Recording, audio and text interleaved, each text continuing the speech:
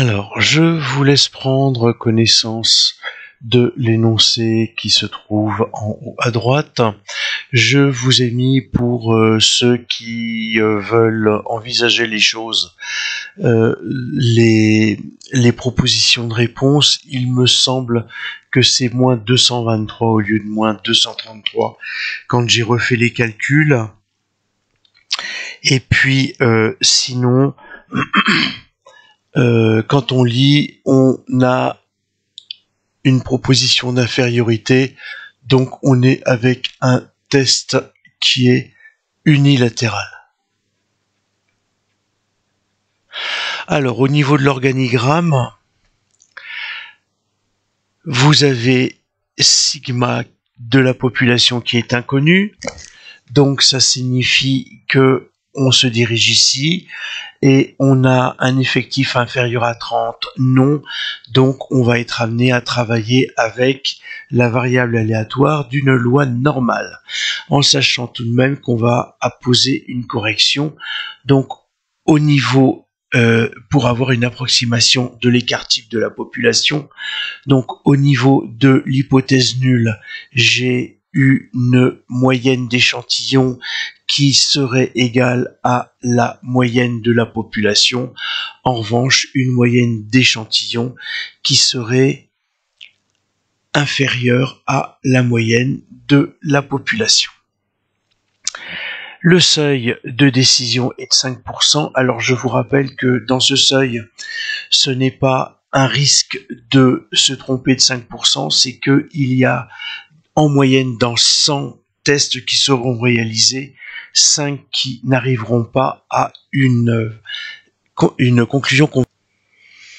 Alors, j'ai toujours mes deux axes horizontaux, un désignant la variable aléatoire centrée réduite, enfin relative à une loi normale centrée réduite, et puis ma variable aléatoire, où j'ai une moyenne de normalement 832.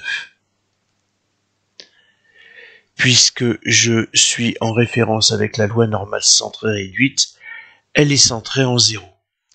J'ai un cas d'infériorité avec un seuil de 5%, et mon souci est de savoir que mon U va être égal à 816, moins 832, divisé par 71,3. Alors attention, c'est la racine de la variance divisée par la racine de 99.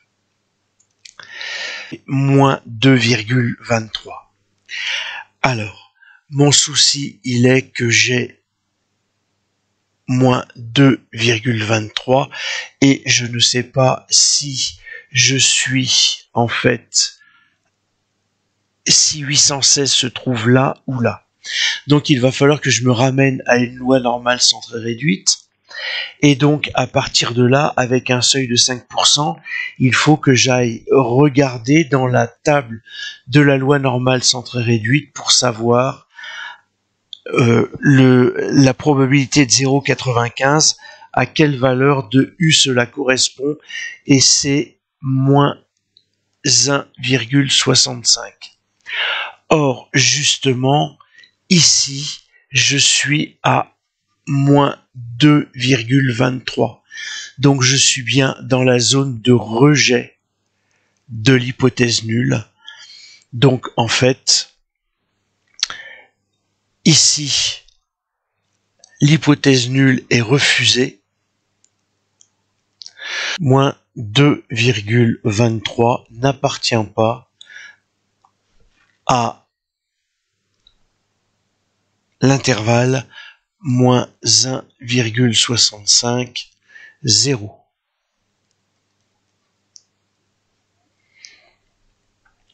Autrement dit, de manière significative, on peut dire que la masse mesurée à la rupture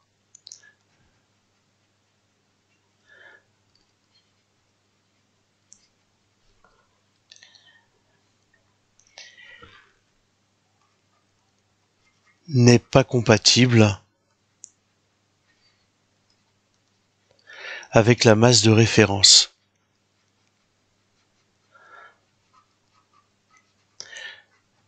Donc, autrement dit, le fil n'est plus aussi solide qu'avant.